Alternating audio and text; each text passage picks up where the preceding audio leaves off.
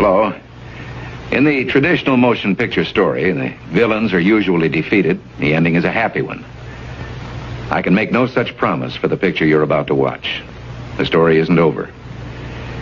You and the audience are part of the conflict. United Nations headquarters, which was built in 1945 and financed largely by John D. Rockefeller. Inside UN headquarters is an ominous meditation room. The custodian of the meditation room is Lucis Trust Company.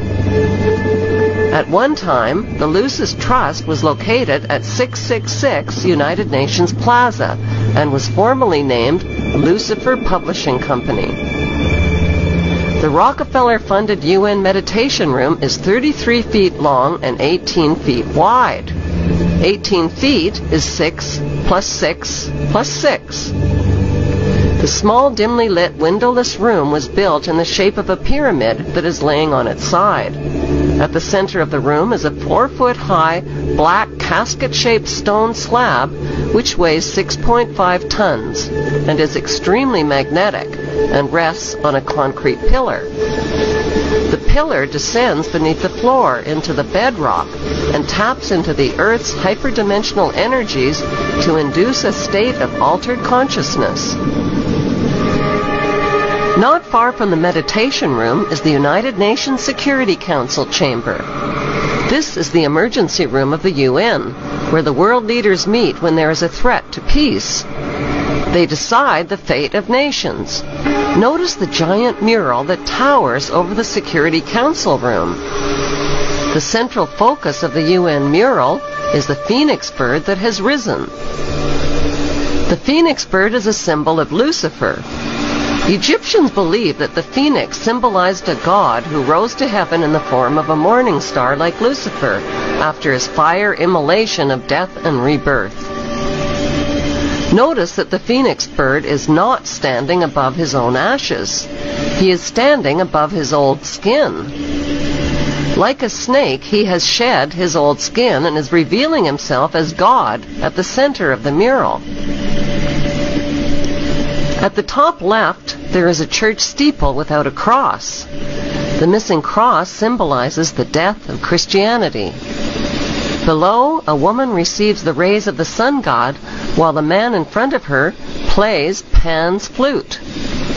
To their right are two pyramid symbols and people joined together by a long blue serpent-like claw. Below the risen phoenix, a sword is driven through a dragon beast. This represents the killing of old beliefs and religions that depicted Lucifer as a beast. The New World religion worships him as beautiful. Behind the phoenix, the ghostly figures of the walking dead are stepping into a void. They symbolize depopulation. On the right panel, the pale horse from the book of Revelation is the bringer of death to humanity through weapons, hunger, and disease. The man is releasing him. The chained black man represents slavery, while the top panel of the mural shows a technologically advanced white race who control industry, art, and science. In this post-apocalyptic mural, the military man standing on the tail of the beast represents worldwide military power. He tips his helmet to the elite, who are climbing out from underground cities where they safely hid from the apocalypse. In the main oval panel above the phoenix bird, a woman is holding flowers. She is the bride in a wedding ceremony. Could the newlyweds symbolize William and Kate? The serpent in human form is tempting the little girl Eve, who accepts the apple. On the right side of the top panel, a reptilian green creature with scaly skin is dancing with a naked woman while musicians entertain him. The general message of the UN's Phoenix Rising mural is that humanity is stepping into a new Luciferic reality. Beneath this disturbingly prophetic mural, world leaders make global decisions that affect the lives of nearly 7 billion people. An occult organization that currently has its headquarters within the United Nations. The objectives of this organization, Lucis Trust, have been codified and embodied in the United Nations Universal Declaration of Human Rights and in the United Nations Charter. Alice A. Bailey, the founder of the quote organization Lucis Trust, developed 10 strategies to establish a new world order. These strategies are, number 1, push God out of the schools. If the people grow up without reference to God, then they will consider God irrelevant to day-to-day life. They know that they have to go after the very things that the Judeo-Christian tradition honors and values. Morality, belief in God, faith, the importance of family, the sanctity of life, the sanctity of marriage. Number 2, break the traditional Judeo-Christian family concept. Break communication between parents and children so that parents can't pass on spiritual values to their children. Do this by pushing excessive child rights. They are extremely anti-parent. It is an effort to get the children to abandon the values of their parents. Through the propaganda they teach them, 7 hours a day for 13 years, and even longer if they attend college. We are losing most of our children to the other side because of the anti-American, anti-God, and anti-free enterprise rhetoric they are filled with in the government schools.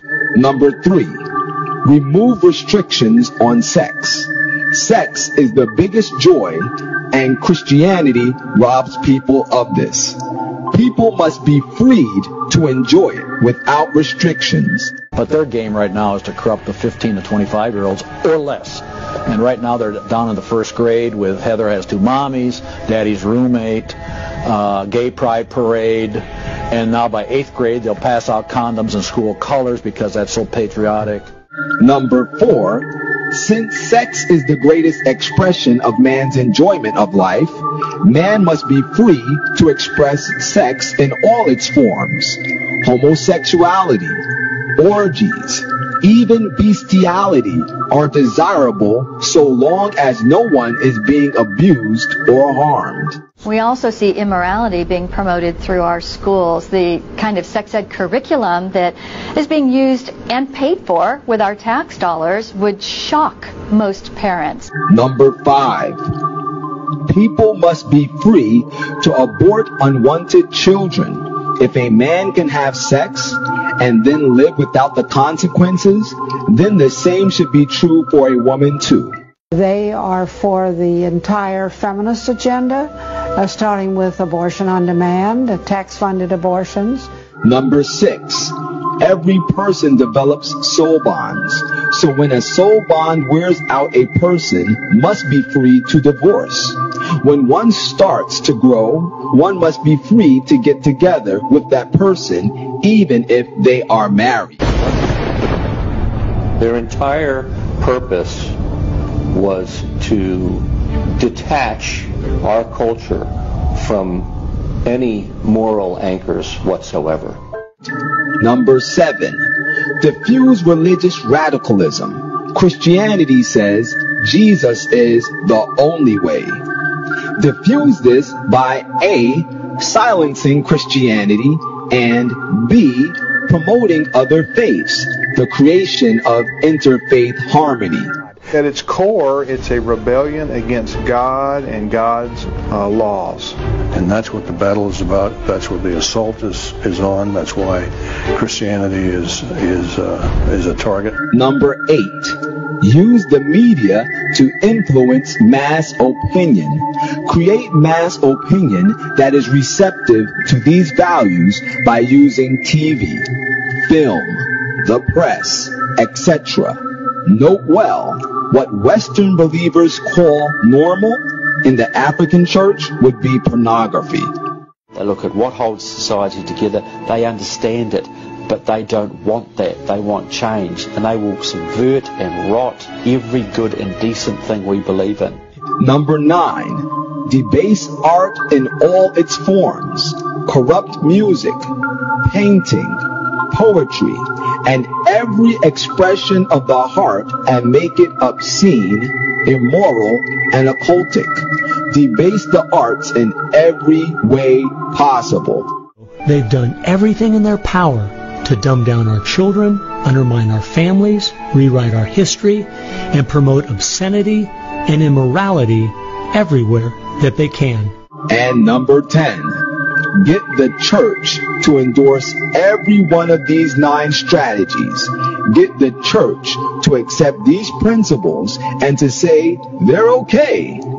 Then legal ground is given for these values to get a foothold. It wasn't until I was watching an old film from World War II that I realized what the left has been doing in America to pit the poor against the rich, blacks against whites, and the young against the old is the same tactic Hitler used to disunify Germany. You see, they knew that they were not strong enough to conquer a unified country. So they split Germany into small groups. They used prejudice as a practical weapon to cripple the nation. Remember that when you hear this kind of talk. Somebody is going to get something out of it. And it isn't going to be you.